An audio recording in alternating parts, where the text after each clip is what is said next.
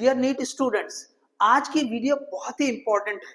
देखिए, इस वीडियो में हम डिस्कस करने वाले हैं जो यूजुअली स्टूडेंट से छोटी छोटी या सिली मिस्टेक्स हो जाती है एग्जाम में। देखिए, एग्जाम से पहले इन मिस्टेक्स को समझिए। जब हम ऑलरेडी एग्जाम लिख चुके हैं उसके बाद अगर आप समझेंगे तो ऑब्वियसली आपका लॉस होगा। तो यहाँ पे ये जो मिस्टेक है, जब आप देखेंगे तो समझ में आएगा कि हाँ, वाकई हमसे ये मिस्टेक हो रही है। जो भी आपने जैसे टेस्ट सीरीज लिखी है, आप उसमें भी इसको ऑब्जर्व कर सकते हैं। तो चलिए, आज हम इस वीडियो में 6 ऐसे सिंपल और जो है छोटे और सिली मिस्टेक्स जिनकी वजह से हमारे क्वेश्चन रॉन्ग हो जाते हैं, वो देखने वाले हैं। तो चलिए, सबसे पहले हम देखते हैं कि पहली मिस्टेक कहाँ होती है। देखिए, इजी क्वेश्चन, जैसे हमने इजी क्वेश्चन देखा, आपको लगा कि बस ये तो बहुत सिंपल सा है और आपने 5-10 सेकंड में उसको वर्कआउट कर लिया। देखिए, इजी क्वेश्चन आया है तो थोड़ा और आप एहतियात कर लीजिए, प्रिकॉशन लीजिए। भाई, 1 मिनट के में जो टाइम दे रखा है, आपको 5-10 सेकंड में हो रहा, 15 सेकंड में हो जा रहा है। तो यहाँ पे 10-15 सेकंड के बजाय आप 30 सेकंड दे, थोड़ा सा टाइम दे और चेक करें कि क्या ये वाकई आसान है। कभी क्या होता है, क्वेश्चन तो आसान ही रखा जाता है लेकिन कोई माइनर सा ट्विस्ट दे दिया जाता है, जिसकी वजह से वो क्वेश्चन जो है आप जैसा समझ रहे एग्जैक्टली वैसा नहीं होके थोड़ा सा उसमें चेंज आ सकता है। हाँ, ऐसी पॉसिबिलिटी है कि वो आसान हो और आप जैसा सोच रहे वैसा भी हो, लेकिन आपको वहां पे केयरफुली रहना है क्योंकि वो आसान क्वेश्चन है। सही करेंगे आप, वो 4 मार्क्स मिलने वाले उसके श्योर है। अगर आपने जल्दबाजी में अगर उसको गलत कर लिया, ओके, जैसे ठीक से अंदर पढ़ा नहीं है, माइनर सा चेंज है उसको आपने समझा नहीं है जल्दबाजी में, तो आपको +4 मिलने के बजाय -1 हो सकता है। तो जब भी आप देखें कि भी क्वेश्चन इजी है तो आप थोड़ा सा ध्यान से करें। ये ना सोचे कि मुझे टाइम बचाना है, मैं 10 सेकंड में कर लूंगा, 15 सेकंड में कर लेंगे, नहीं। आप लगभग उसको आधा मिनट दे दीजिए, आधा मिनट सेव कर रहे हैं आप, ओके। तो ध्यान से करें क्योंकि ये आपका श्योर क्वेश्चन है। इसी तरह से दूसरा जो है ना कि भाई रिपीटेडली सीन क्वेश्चन आ गया, आपने जो है प्रैक्टिस करते वक्त भी देखा था क्वेश्चन, वो हो सकता है कि भाई किसी टेस्ट सीरीज लिख रहे हैं आप तो उसमें किसी पेपर में आ गया है, तो आपका देखा हुआ क्वेश्चन है, आपको आंसर याद है, ओके, आंसर आपको याद है, ऐसा क्वेश्चन आ गया। तो यहां पर भी गड़बड़ ना करें कि मुझे तो आंसर याद है, चलो टिक कर देते हैं या उसको जो है सिलेक्ट कर लेते हैं, नहीं। वहां पर भी देखिए, कई सारे अगर जो मटेरियल है उसमें वो क्वेश्चन है और अगर वो क्वेश्चन उठाया जा रहा है सिलेक्शन के लिए, पेपर सेट करने के लिए, तो हो सकता उसमें भी कुछ ना कुछ ऐसा माइनर चेंज किया गया हो जिससे आंसर बदल जाए। आपको आंसर याद है ऑब्वियसली, लेकिन उसके अंदर का चेंज की वजह से उसका आंसर बदला हो। आपको हूबहू वही ऑप्शन दे रखे हैं, जैसे फॉर एग्जांपल ऑप्शन दे रखे हैं 2, 4, 6, 8।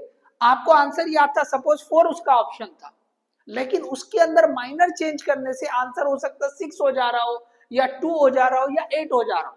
ऐसा कुछ डिजाइन कर दिया गया हो कुछ चेंज करके, तो वहां पर भी आप थोड़ा सा केयरफुली करना, क्योंकि आपने तो देखा हुआ क्वेश्चन आपके लिए वो आसान बन रहा है, कई बार देखा हुआ है, तो थोड़ा सा वहां पर आप प्रिकॉशन लीजिए और थोड़ा एक 10-15 सेकंड के बजाय फिर से जैसे मैंने कहा यहाँ पे 30 सेकंड दीजिए, आप थोड़ा सा टाइम दीजिए। अगर थोड़ा वक्त बढ़ जा रहा है, 1 मिनट भी पूरा लग रहा है तो लगने दीजिए, क्योंकि आपका ये श्योर क्वेश्चन है, +4 आपके पक्के हैं, तो उसको -1 मत होने दीजिए, ओके। -1 मतलब आपका 5 मार्क्स का लॉस हो रहा है, +4 होने की जगह -1 पे आ रहे हैं। तो ध्यान दीजिए कि ये यहाँ पे बहुत ये जो है ना सिली मिस्टेक हो जाती है कि इजी क्वेश्चन को देखकर जो है बहुत जल्दबाजी में क्वेश्चन सॉल्व कर लिया जाता है, या रिपीटेडली सीन क्वेश्चन जिसका आंसर है डायरेक्टली टिक कर लेते हैं। नहीं, एग्जाम में आया है, एक बार पढ़िए, सारी चीजें देखिए कि जो इंफॉर्मेशन है उसको अच्छे से देखिए, उसके बाद आप उसको वर्कआउट कीजिए। इसके बाद कई बार ऐसा होता है कि भाई आप जो है ना क्वेश्चन में क्या पूछा है, ओके, उसके ऊपर प्रॉपरली ध्यान नहीं देते। बहुत बार ऐसा होता है, ये रेशो वाले क्वेश्चन को, जैसे फिजिक्स की अगर बात करेंगे तो कुछ ही क्वांटिटी के जो है ना, जैसे रेडियस है सपोज, तो 2 अलग अलग सर्कल की बात कर रहे हैं, तो उनके रेशो को पूछा है। अब क्वेश्चन में पूछा है R2/R1 और आपने कैलकुलेट कर लिया R1 बाय R2, आंसर दोनों का रहेगा। ओके, आंसर दोनों का रहेगा। सपोज आंसर आ रहा है आपका 1/2, 1:2 आ रहा है। आंसर क्या आ रहा है? 1:2। आपको वहां पे ये 1:3, 3:1, 2:1, तो ये ऑप्शन देखो, ये 1:2 भी है, 2:1 भी है, मतलब उसका रेसिप्रोकल भी रहता है। तो आपने कैलकुलेट किया R2 बाय R1 की जगह R1 बाय R2, तो आंसर ये होने के बजाय ये आता है और आपको ऑप्शन में नजर आता है, तो आप उसको सिलेक्ट कर लेते हैं। तो ध्यान दीजिए कि R1 बाय R2 पूछा है या R2 बाय R1 पूछा है। फ्लो में क्या करते हैं, बस कैलकुलेट कर लेते हैं सारी चीजें, ओके, और उसी के हिसाब से सिलेक्ट कर लेते हैं। तो ये भी बहुत सिली मिस्टेक है। सारी चीज आपने 100% आपका श्योर क्वेश्चन आपने कर लिया है, लेकिन जब फाइनली आप जब टिक कर रहे हैं, ओके, तो आप इसको नहीं देखे, आपने फ्लो में पढ़ लिया, पहला सर्कल दिया उसका रेडियस, दूसरा सर्कल उसका रेडियस R2, और उसने पूछा कि रेशो बताओ, तो रेशो वहां पर आखिर में लिखा था R2 बाय R1 बताओ, R1 बाय R2 नहीं पूछा था। तो यहाँ पे इस तरह की भी गलती हो सकती है, तो इसे भी ध्यान दें। तो देखो, ये आप जब सामने देखेंगे तो समझ में आएगा कि हाँ, कुछ क्वेश्चन में हो सकता है आपसे ऐसी हुई भी हो सकता है कि आपने बहुत अच्छे ध्यान से किया तो नहीं भी हुई हो, लेकिन ये मिस्टेक्स हो जाते हैं। इसके बाद देखिए, जब कैलकुलेशन करते हैं तो इसमें भी क्या होता है कि सारी चीज आप अच्छे से कर रहे हैं। अब ये जो सिली मिस्टेक होता है ना, ये डिफिकल्ट क्वेश्चन में नहीं होते, ये आसान वाले क्वेश्चन में होने वाले, या श्योर क्वेश्चन जो आपको आते हैं उसी में होते हैं। तो यहाँ ध्यान दें कि भाई कोई एक मतलब क्वांटिटी ऐसी दे देगा कहीं पर कि वो ऐसा यूनिट में नहीं दे देगा, आपको कैलकुलेट करने के लिए कुछ दे देगा। सपोज कहीं पे लेंथ यूज हो रही है और लेंथ सेंटीमीटर में दे देगा, तो सेंटीमीटर एक नॉन एसआई यूनिट है, तो आप जब कैलकुलेशन कर रहे हैं तो उसको मीटर में कन्वर्ट करना, एसआई यूनिट में कन्वर्ट करना जरूरी है।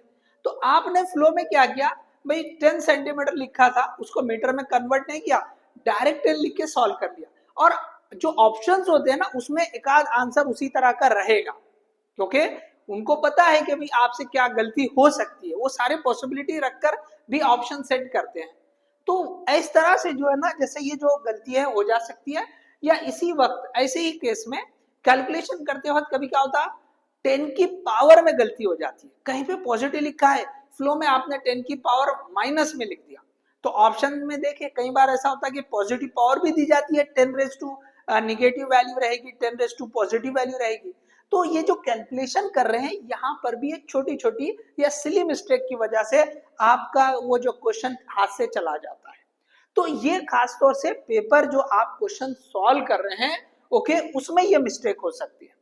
अच्छा, आपने सॉल्व कर लिया, ओके, तो अब सॉल्व कर लिया, या सॉल्व करते वक्त कैलकुलेशन या पेपर मतलब क्वेश्चन को पढ़ना, इससे हटके क्या गलती हो सकती है, तो एक होती है पेपर अटेम्प्टिंग स्ट्रेटेजी आपकी प्रॉपर नहीं है, मतलब आपने क्वेश्चन रॉन्ग सिलेक्ट कर लिया, मतलब आप क्वेश्चन सॉल्व कर रहे हैं, कोई एक ऐसा क्वेश्चन दिख रहा जो बहुत लेंथी कैलकुलेशन है, ओके, टाइम कंज्यूमिंग है, तो आप वो क्वेश्चन सिलेक्ट मतलब उसको करते बैठे, अपना वक्त जो है जाया कर रहे हैं, टाइम वेस्ट कर रहे हैं।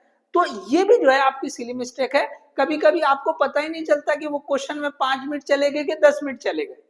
तो ये भी जो है ना, ध्यान से, जो पेपर अटेम्प्टिंग स्ट्रैटेजी है, हमने इसके ऊपर वीडियो बनाई है कि पहले आप आसान वाले क्वेश्चन करें, फिर मॉडरेट वाले करें, फिर टाइम बचता है तो फिर आप डिफिकल्ट वाले क्वेश्चन पर जाए। तो हमसे इजी और मॉडरेट क्वेश्चन छूटने नहीं चाहिए।